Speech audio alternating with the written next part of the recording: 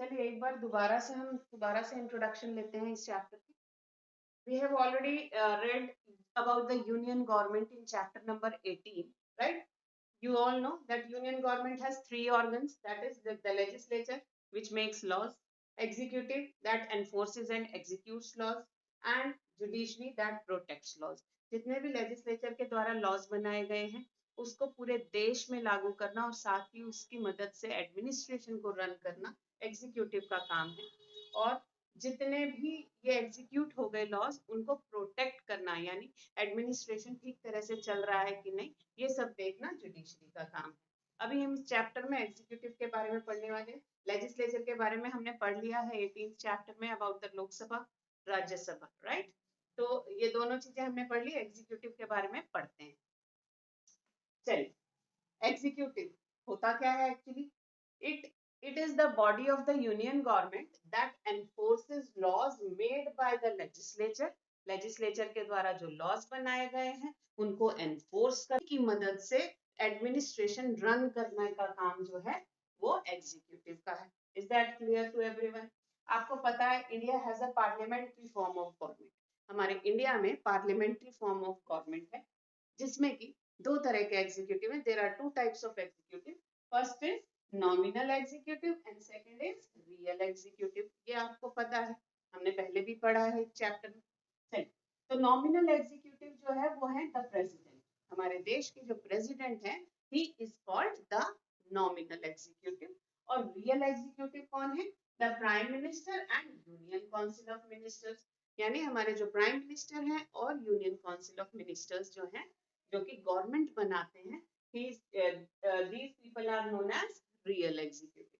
ठीक है, तो प्रेसिडेंट जो है उनको हमारे देश का हेड भी माना जाता है, हेड ऑफ द कंट्री माना जाता है। एंड रियल एग्जीक्यूटिव को हेड ऑफ द गवर्नमेंट यानी प्राइम मिनिस्टर को हेड ऑफ द गवर्नमेंट माना जाता है।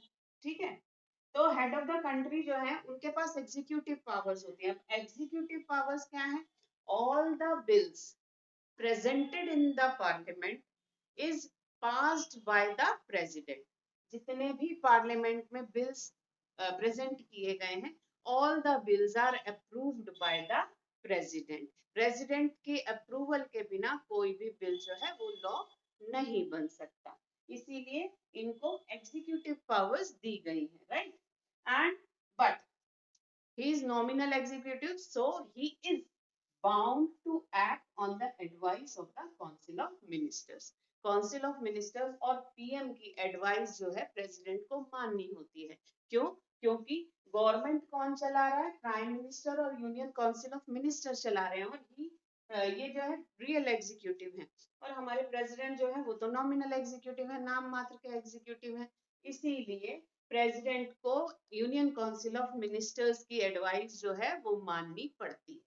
अब कोई भी बिल जैसे प्रेजेंट किया गया पार्लियामेंट में और पार्लियामेंट के दोनों हाउसेस के द्वारा अप्रूव कर दिया गया, ठीक है, तो और उसके बाद जो बिल है after the approval of the parliament the bill is sent to the president. President को सेंड किया जाता है पार्लियामेंट के में पास होने के बाद। उसके बाद अगर प्रेसिडेंट जो है वो इस बिल से खुश नहीं है यानी वो अप्रूव नहीं करते हैं इस बिल को, तो क्या कहते हैं वो बिल जो है वो दोबारा से पार्लियामेंट में रिकंसिडर करने के लिए भेजा जाता है।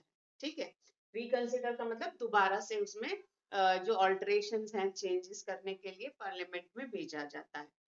लेकिन अगर सेम बिल दोबारा से प्रेसिडेंट के पास आए उनकी अप्रूवल के लिए, then the president is bound to approve the bill sent by the president को। इसीलिए कहा जा रहा है कि president is the nominal executive। अब हम एग्जीक्यूटिव में तीन चीजें पढ़ने वाले हैं बेटा। देखिए, एक तो हम पढ़ेंगे द प्रेसिडेंट के बारे में सब कुछ पढ़ेंगे। उसके बाद पढ़ेंगे द प्राइम मिनिस्टर की पावर्स और फंक्शंस पढ़ेंगे और काउंसिल ऑफ मिनिस्टर्स की पढ़ेंगे।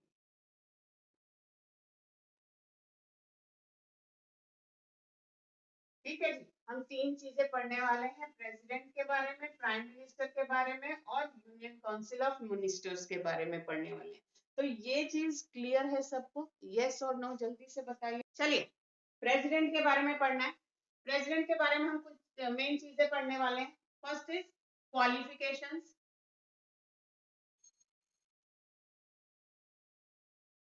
सेकंड टेन्योर, फिर है election of the president, next is impeachment,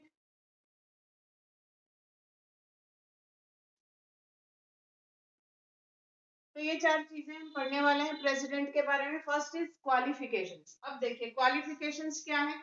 सबसे पहली, मस्ट बी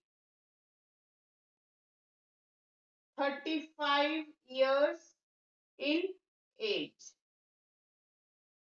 प्रेसिडेंट बनने के लिए हर व्यक्ति को कम से कम 35 years का होना जरूरी है। It is must for all the citizens if they are contesting for the post of the president. कोई भी व्यक्ति अगर प्रेसिडेंट की पोस्ट के लिए कंटेस्ट करता है इलेक्शन, तो उसको कम से कम 35 years का होना चाहिए। उसके बाद आता है जी, देखिए, मस्ट हैव qualifications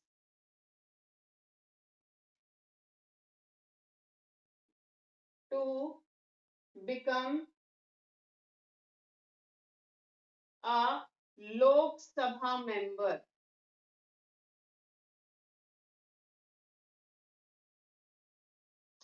तो इसका मतलब है सेकंड क्वालिफिकेशन क्या है प्रेसिडेंट के लिए? उनके पास वो क्वालिफिकेशंस होनी चाहिए कि वो एक लोकसभा मेंबर बन सके। और थर्ड है must not be a government servant. किसी तरह का कोई प्रॉफिट जो है वो गवर्नमेंट से नहीं मिलना चाहिए उस व्यक्ति को, अगर कोई प्रेसिडेंट की पोस्ट के लिए कंटेस्ट कर रहा है। देखिए, समझ आया बेटा? फर्स्ट है 35 years का होना जरूरी है। उनके पास ये क्वालिफिकेशन होनी चाहिए कि वो लोकसभा मेंबर बन सके। और थर्ड है कि वो कोई गवर्नमेंट सर्वेंट नहीं होने चाहिए, यानी गवर्नमेंट की तरफ से कोई भी बेनिफिट्स जो हैं वो गवर्नमेंट को नहीं, सॉरी, उस व्यक्ति को नहीं मिलने चाहिए। Is that clear to everyone the qualifications to become a president? बेटा फिर से बता रही हूँ, 35 years कम से कम एज होनी चाहिए प्रेसिडेंट के बनने के लिए। उसके बाद वो क्वालिफिकेशंस उनके पास होनी चाहिए कि वो एक लोकसभा मेंबर बन सके। और थर्ड है he should not be a government servant, government servant नहीं होना चाहिए उनको। तो ये तीन क्वालिफिकेशंस हैं जो कि एक प्रेसिडेंट के प्रेसिडेंट बनने के लिए जरूरी है। क्लियर है? आप बताइए, बोलो बेटा, अब क्लियर है?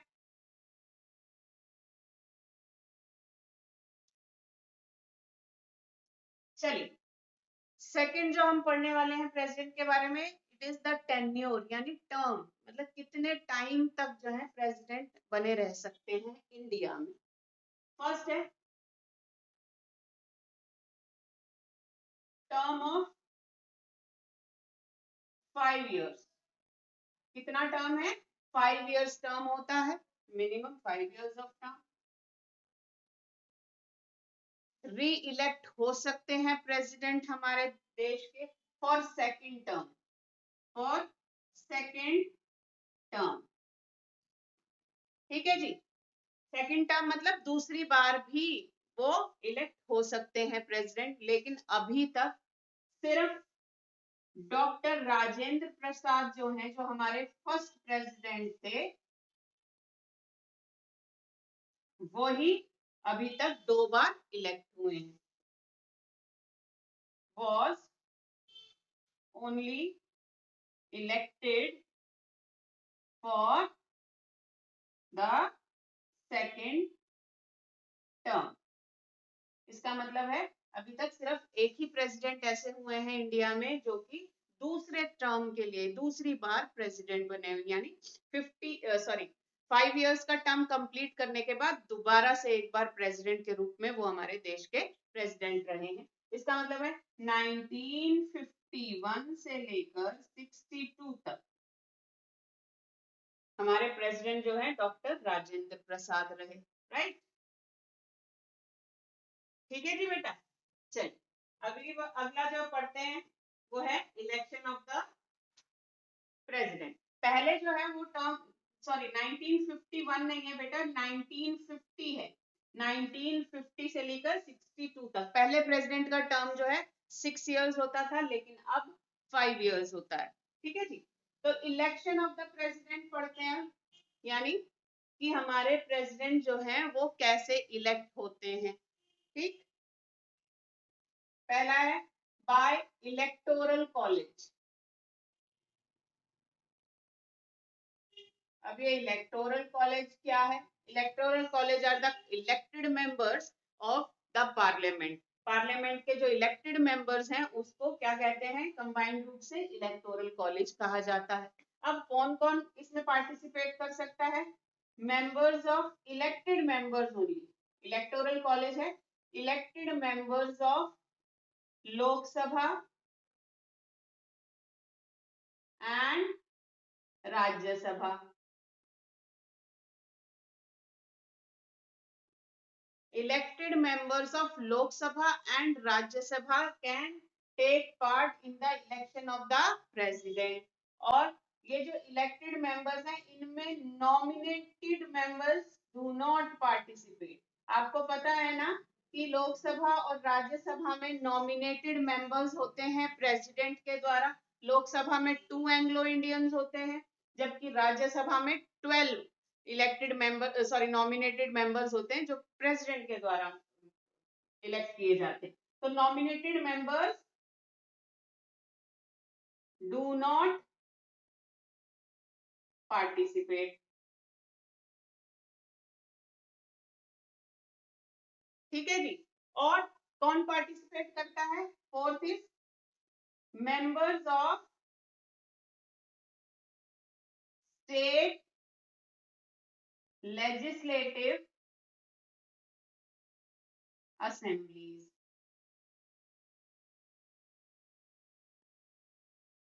कौन कौन? स्टेट लेजिस्लेटिव असेंबलीज के जितने भी मेंबर्स हैं elected members, they all participate in the election of the president. एक बार दोबारा करते हैं election of the president. The election of the president is held by the electoral college, elected members of all the these committees. उसके बाद members of Lok Sabha and Rajya Sabha, only the elected members of Lok Sabha and Rajya Sabha participate in the election of the president. Nominated members do not participate। जो parliament में यानी लोकसभा और राज्यसभा में nominated members हैं, जो कि प्रेसिडेंट के द्वारा नॉमिनेट किए गए हैं, नामांकित किए गए हैं, वो मेंबर्स पार्टिसिपेट नहीं करते हैं। And the members of legislative assemblies also participate in the election of the president. Clear? उसके बाद एक पॉइंट और है, single transferable vote system.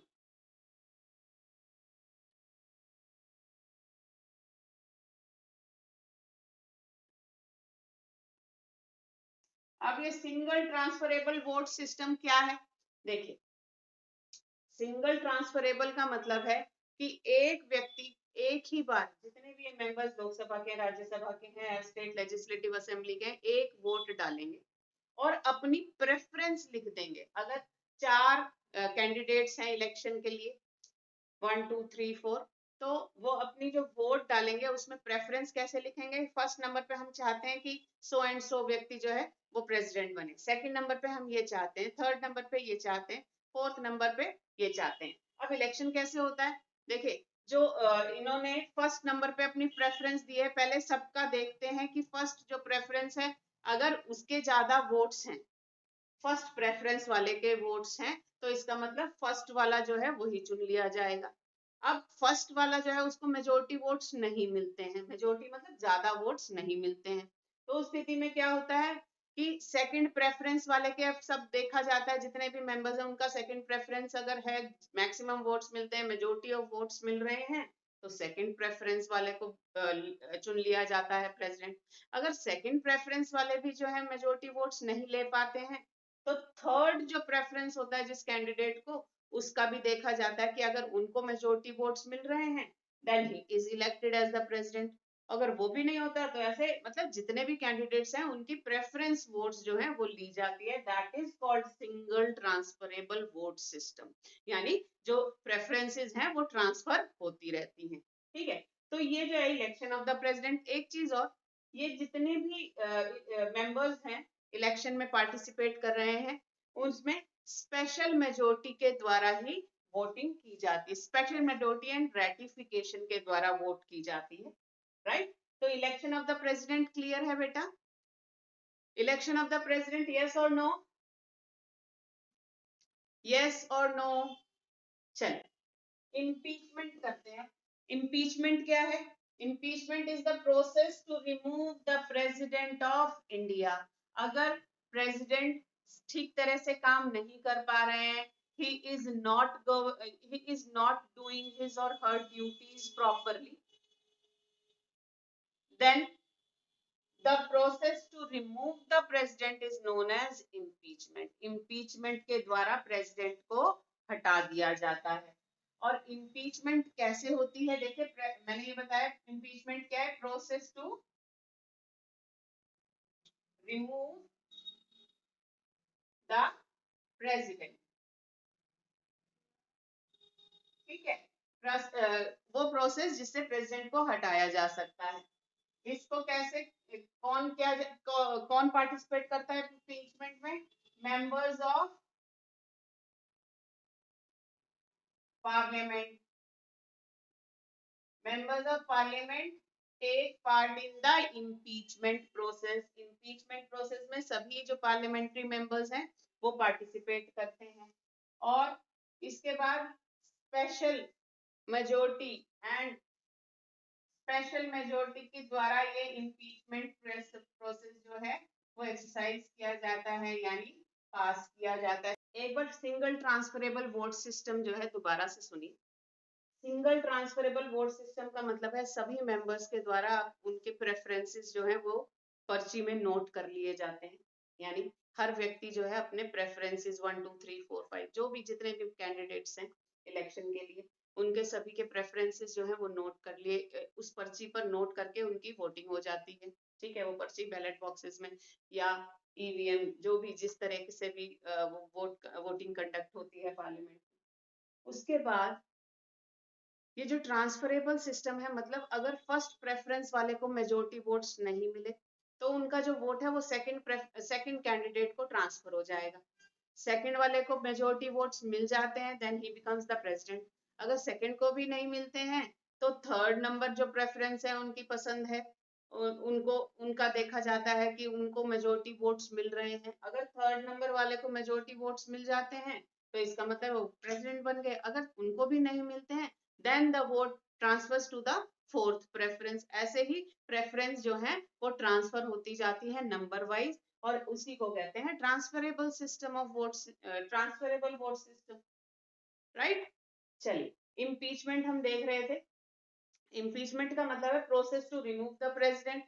Members of parliament इसमें पार्टिसिपेट करते हैं, स्पेशल मेजोरिटी के द्वारा ये इम्पीचमेंट प्रोसेस जो है पास किया जाता है। दैट मीन्स एटलीस्ट 2/3 members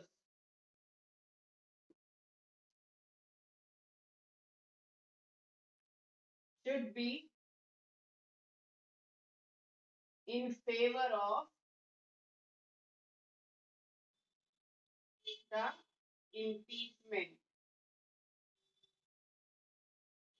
मतलब प्रेसिडेंट को हटाने के फेवर में कम से कम 2/3 मेंबर्स हो, जितने भी मेंबर्स पार्टिसिपेट कर रहे हैं इम्पीचमेंट प्रोसेस में उनमें से 2/3 मेंबर्स जो हैं वो इम्पीचमेंट प्रोसेस के फेवर में हो, तभी ये इम्पीचमेंट प्रोसेस जो है पास होता है, यानी कि तभी प्रेसिडेंट जो है वो अपनी पोस्ट से हटाए जाते हैं। क्लियर है? ये चार चीजें, qualifications, tenure, election and impeachment of the president. Is that these four things clear to everyone? सभी बच्चों को ये चार चीजें समझ आई हैं कि नहीं बेटा? बोलो यस और नो, प्लीज मैसेज करिए चैट बॉक्स में। चलिए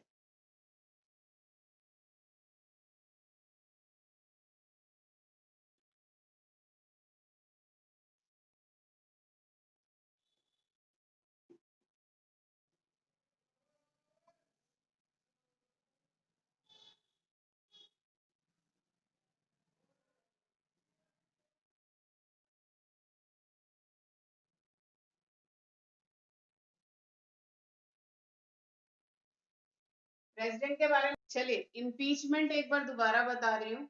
इम्पीचमेंट प्रोसेस का मतलब है the process to remove the president, president को हटाने के लिए अगर वो अपनी ड्यूटीज सही तरीके से नहीं कर रहे हैं, the exercise process is known as impeachment. और इम्पीचमेंट प्रोसेस जो है वो पार्लियामेंट्री मेंबर्स के द्वारा पास किया जाता है, यानी सभी पार्लियामेंट के मेंबर्स, लोकसभा और राज्यसभा के मेंबर्स जो हैं वो इम्पीचमेंट प्रोसेस में पार्टिसिपेट करते हैं। और इम्पीचमेंट प्रोसेस के लिए एटलीस्ट 2/3 मेजोरिटी जो है मेंबर्स की वो इम्पीचमेंट के पक्ष में होनी चाहिए, यानी 2/3 मेजोरिटी जो है वो प्रेसिडेंट को हटाने के पक्ष में होनी चाहिए, तभी वो इम्पीचमेंट प्रोसेस जो है फाइनलाइज होता है। ठीक है जी, तो इसका मतलब है इम्पीचमेंट के लिए भी कम से कम 2/3 मेंबर्स जो है वो उसके पक्ष में होने चाहिए कि प्रेसिडेंट जो है वो ठीक तरह से काम नहीं कर रहे हैं और उनको उनकी पोस्ट से हटा देना चाहिए। अब क्लियर है बेटा इम्पीचमेंट? अब क्लियर है इम्पीचमेंट? चलिए, प्रेसिडेंट के अब नेक्स्ट जो हमारा पॉइंट है वो है सक्सेशन टू प्रेसिडेंसी। सक्सेशन का मतलब है उत्तराधिकार,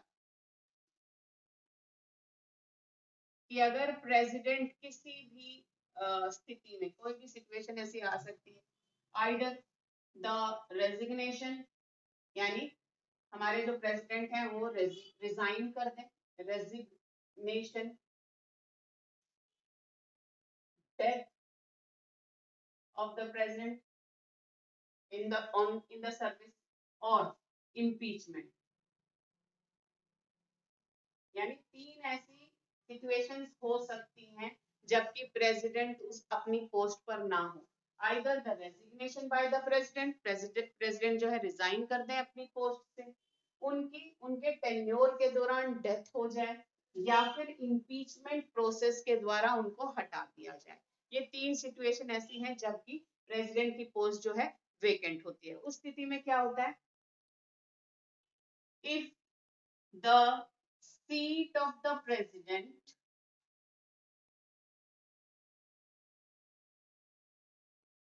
falls vacant, then क्या होता है फिर? The vice president of India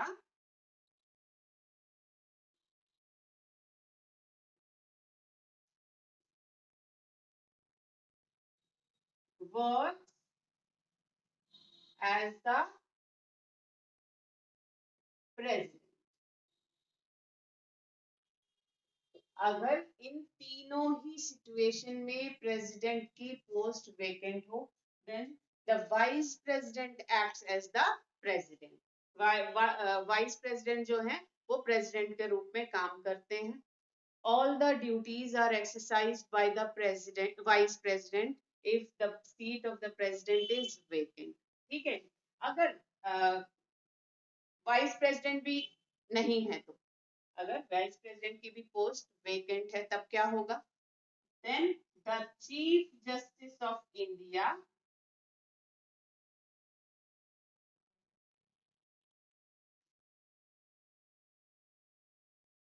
acts as the officiating president।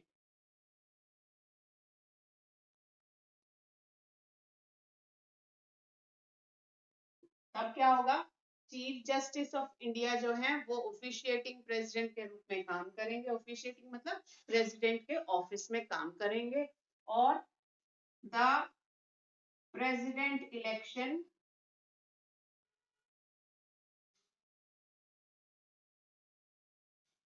must be conducted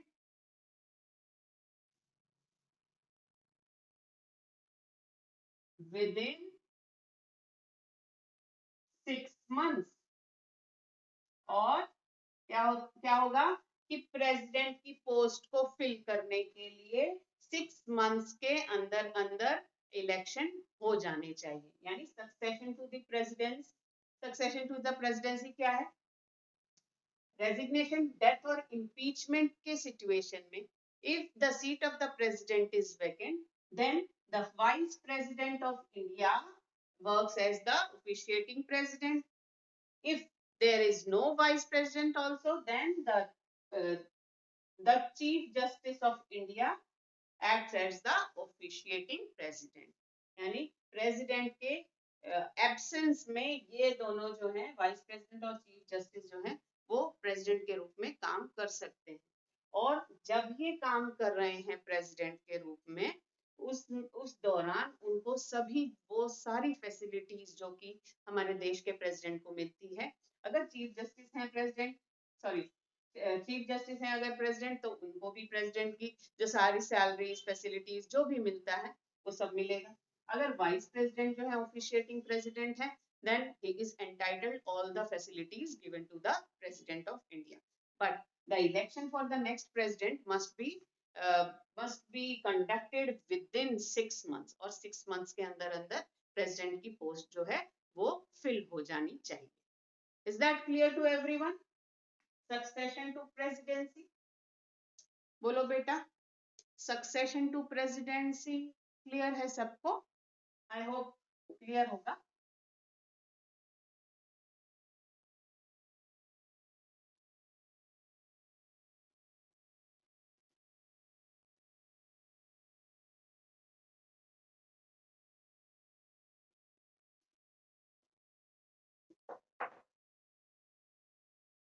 next है emoluments and immunities. Emoluments का मतलब है salaries and immunities are facilities given to the president of the president. लिख देते हैं प्रेसिडेंट के पास क्या salary है, क्या सैलरी मिलती है प्रेसिडेंट को, क्या फैसिलिटीज दी जाती हैं हमारे देश के प्रेसिडेंट को, वो देखते हैं. सबसे पहला है he gets 5 lakhs per month as salary. Salary कितनी है? 5 lakhs पर मंथ जो है वो सैलरी है इनकी. उसके अलावा ऑफिशियल रेजिडेंस मिलता है,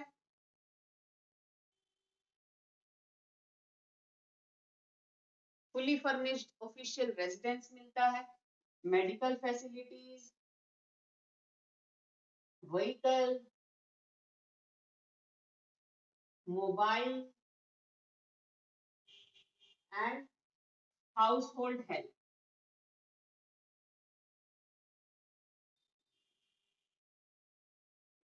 सिक्योरिटी, ये सभी जो है हमारे प्रेसिडेंट को मिलता है when he is on the post of the president. 5 lakhs जो है पर मंथ सैलरी है, रेजिडेंस ऑफिशियल रेजिडेंस मिलता है, फुली फर्निश्ड रेजिडेंस, जो कि हमारे देश के प्रेसिडेंट का कौन सा है पता है किसी को? It is the president house. इसको हम कहते हैं राष्ट्रपति भवन. राष्ट्रपति भवन जो कि कहाँ है? न्यू दिल्ली. न्यू दिल्ली में राष्ट्रपति भवन जो है ऑफिशियल फर्निश्ड रेजिडेंस है, जो कि हमारे प्रेसिडेंट को मिलता है. उसके साथ साथ medical facilities free of cost, vehicles मिलते हैं, कार्स मिलती हैं, मोबाइल कनेक्शन दिया जाता है फ्री, हाउस होल्ड हेल्प दी जाती है और सिक्योरिटी दी जाती है. ये सब जो है हमारे प्रेसिडेंट को हम इमोल्यूमेंट्स और इम्यूनिटीज दी जाती हैं. अब एक बार उनका टर्म जो है 5 इयर्स का कंप्लीट हो गया, उसके बाद आफ्टर द रिटायरमेंट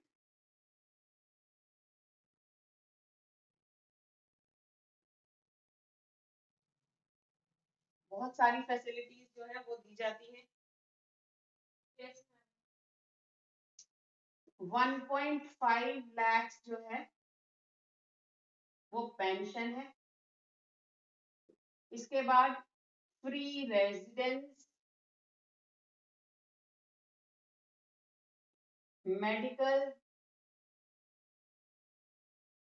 मोबाइल,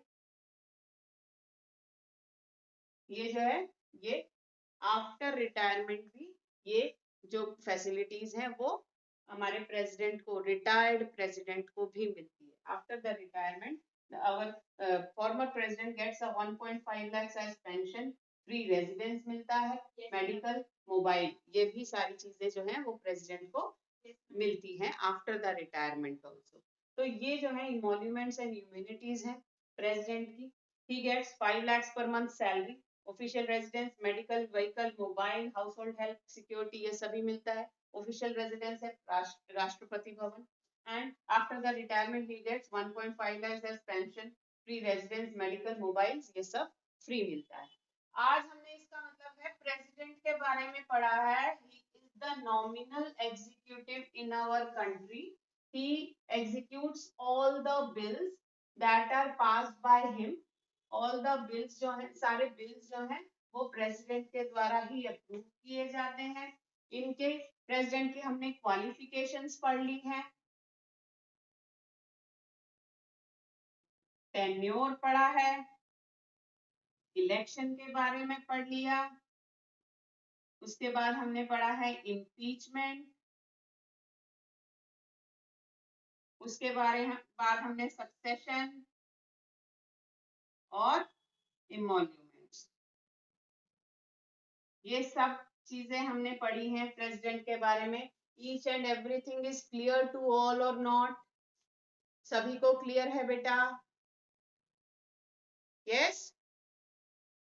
चलिए, तो कल हम इसी को आगे बढ़ाएंगे, देखते हैं क्या है इस चैप्टर में, और जितना पढ़ाया है वो आपको पूरा रीड करना है बुक से, राइट? और बेटा आपसे एक और बात कह रही हूँ, अगर किसी की फीस डिपॉजिट नहीं है, please deposit your fees also. Okay, good afternoon to all, bye.